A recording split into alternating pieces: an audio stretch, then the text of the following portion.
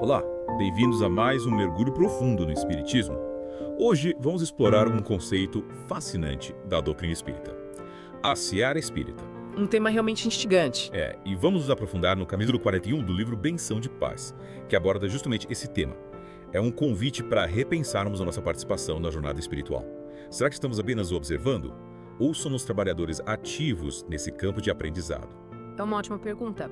E o capítulo nos leva a refletir sobre a responsabilidade que temos na construção do bem comum, utilizando os ensinamentos espíritas como ferramentas. E logo no início, o livro usa a analogia do corpo. Ah, sim. Hã? Comparando a comunidade espírita a um corpo onde cada um de nós é parte fundamental. Exatamente. E para ilustrar essa ideia, ele usa uma citação de Coríntios. Ora, vós sois do Cristo e individualmente membros desse corpo. Ou seja, somos interdependentes. O nosso desenvolvimento individual impacta o progresso de todos. É como uma grande engrenagem, né? Cada peça é importante para o funcionamento do todo. É verdade. E por falar em desenvolvimento individual, me peguei pensando. Muitas vezes a gente se sente incapaz ou despreparado para contribuir com a seara. Afinal, quem que se sente perfeito o tempo todo? É natural sentirmos essas dúvidas. Os desafios da vida às vezes nos fazem questionar nossa capacidade de fazer a diferença. A gente pensa, será que eu consigo realmente contribuir? Mas sabe, o capítulo nos alerta para não usarmos a imperfeição como desculpa para a alienação. Jamais escolhermos na ideia de imperfeição pessoal para demitir-nos do trabalho a fazer, diz outro. Uma mensagem direta, né? Sim. A busca pela evolução moral e intelectual é um processo contínuo. Devemos abraçar as oportunidades de aprendizado mesmo quando desafiadoras. Então, em vez de nos paralisarmos, a gente deveria encarar as imperfeições como oportunidades de crescimento. Com certeza. Cada obstáculo, cada erro, cada desafio superado nos impulsiona para o nosso aprimoramento. Interessante. É como se a vida fosse um treinamento constante, nos preparando para construir um futuro melhor. Individualmente e coletivamente. E por falar em construir um futuro melhor, o capítulo destaca a importância de assumirmos a responsabilidade pelas edificações do bem comum. O que o autor quer dizer com isso? Ele nos convida a sermos protagonistas na construção de uma sociedade mais justa, fraterna e solidária, com base nos princípios espíritas. E ele ainda complementa: observar que as edificações do bem comum, acima de tudo, pertencem a nós, que lhes percebemos a urgência e a necessidade. É um chamado à ação. Não podemos esperar que outros resolvam os problemas do mundo. Se vemos a necessidade de mudança, temos o dever de agir. É como se ele dissesse: chega de ficar só na teoria. Vamos colocar a mão na massa. Exatamente.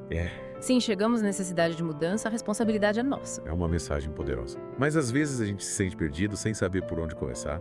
Qual é o nosso papel nessa grande obra? É compreensível essa sensação. Diante da imensidão da seara espírita, é comum nos sentirmos desorientados. A gente se pergunta: O que eu posso fazer? Mas o autor nos tranquiliza, afirmando que já possuímos as ferramentas necessárias. Não nos queixarmos da falta de orientação no dever a cumprir, porquanto estamos informados com respeito às atitudes que nos competem na esfera da consciência. Ou seja, os ensinamentos espíritas já nos fornecem a bússola moral para agirmos com responsabilidade. Isso mesmo, o conhecimento e a orientação já estão em nossas mãos. Então o segredo está em estudar, refletir e aplicar os princípios espíritas no dia a dia, buscando o bem de todos. Exatamente.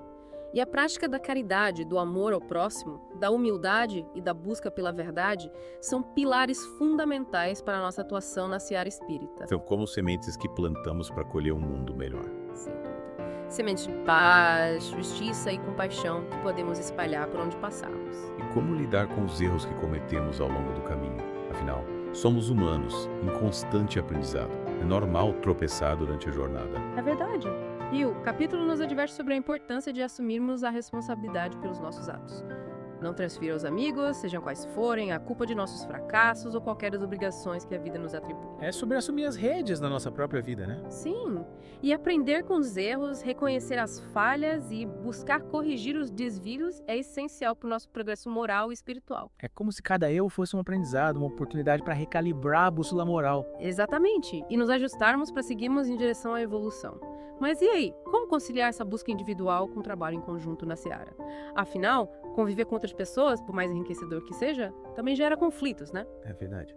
A convivência humana, por mais bonita que seja, também tem seus desafios. Sem dúvida. É um aprendizado constante de tolerância, paciência, perdão. E como lidar com as inevitáveis desavenças? O capítulo nos dá uma dica valiosa. Olvidar a sensibilidade ferida e atuar incessantemente para que se realize o bem de todos. Deixar as mágoas de lado. Isso. superar os ressentimentos e colocar o bem comum em primeiro lugar. Uau, isso exige um grande desapego do ego, né? Colocar o amor ao próximo acima das nossas vaidades e suscetibilidades. Mas e as diferenças de opinião? Como evitar que elas atrapalhem o trabalho na seara? O autor nos alerta. Fugirmos de contendas em torno de problemas doutrinários, acessórios, mas sustentar o conceito criterioso e sereno na preservação dos valores essenciais. Evitar debates fúteis. Exato. Concentrar as energias na prática da caridade, na busca pela verdade e na construção de um mundo mais fraterno. É o chamado união, né? Colaboração, respeito mútuo. Sim. Reconhecer que a diversidade de opiniões pode até enriquecer a nossa compreensão da doutrina. Fortalecer o nosso trabalho na seara. Isso.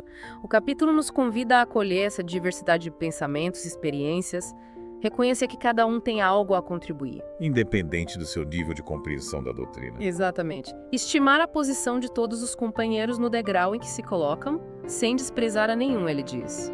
Que bonito! Um lembrete da importância da humildade, da compaixão. Sim, reconhecer que cada um está em um estágio diferente da jornada evolutiva. Todos nós estamos trilhando nosso caminho em busca da luz, do aperfeiçoamento moral. É isso, e cada um no seu tempo, né? Chegamos à parte final do nosso mergulho na seara espírita. Nossa, quanta coisa interessante a gente já conversou, hein? É verdade, abordamos muitos pontos importantes sobre a nossa participação nesse campo de trabalho espiritual. E a Benção de Paz nos deu um ótimo guia nesse capítulo. Sem dúvida. E conforme a gente se aprofunda nesse conceito, fica claro que a seara espírita vai além do crescimento individual. É sobre a evolução coletiva também. Exatamente. É como se a gente expandisse a nossa consciência, sabe? Reconhecendo a interconexão entre todos nós. Como parte de um grande ecossistema espiritual. Isso. Nossas ações, pensamentos, tudo isso reverbera, influenciando o desenvolvimento de todos. Nossa, que responsabilidade, hein? Mas como garantir que as nossas contribuições estejam alinhadas com essa ideia de evolução coletiva? Acho que o primeiro passo é mudar a perspectiva. Em vez de focar só no nosso progresso individual, a gente precisa pensar em como beneficiar o todo. É como se ampliássemos o nosso campo de visão, né? Para incluir o bem-estar de todos. Perfeito. E essa mudança exige que a gente cultive a empatia, a compaixão, o desejo de servir ao próximo. Virtudes essenciais para um mundo melhor. Mas como desenvolver isso na prática, dentro da seara? Que tal pensarmos em exemplos? Imagina que você participa de um grupo de estudo e encontra alguém com uma interpretação diferente da sua. Em vez de se fechar, você se abre para ouvir, tenta entender a perspectiva do outro. Buscar pontos em comum, né? Isso. Ou então você vê uma injustiça acontecendo e decide agir. Busca formas de ajudar, seja por meio do diálogo, da denúncia, do apoio à vítima. Uau. São exemplos poderosos de como podemos colocar os ensinamentos em prática. Exatamente. A seara espírita nos convida a sair da zona de conforto, estender a mão ao próximo e construir um mundo melhor. É sobre colocar em prática a caridade, a humildade, o amor. Com certeza. E a seara é um campo fértil para isso. É onde encontramos apoio e inspiração para cultivar o nosso potencial. E para nos conectarmos com o nosso propósito de vida. Nossa, que conversa inspiradora. Me sinto mais preparado para ser um trabalhador mais dedicado na seara espírita. Que bom ouvir isso. Lembre-se, a jornada é individual, mas o destino é coletivo. Cada passo que damos em direção ao bem contribui para a evolução de todos. É isso aí. E assim, finalizamos nosso mergulho profundo na seara espírita. Esperamos que essa jornada tenha plantado boas sementes em você. E que você se sinta inspirado a ser um agente de transformação nesse campo de amor e sabedoria. Continue cultivando o bem e que a colheita seja abundante. Até a próxima.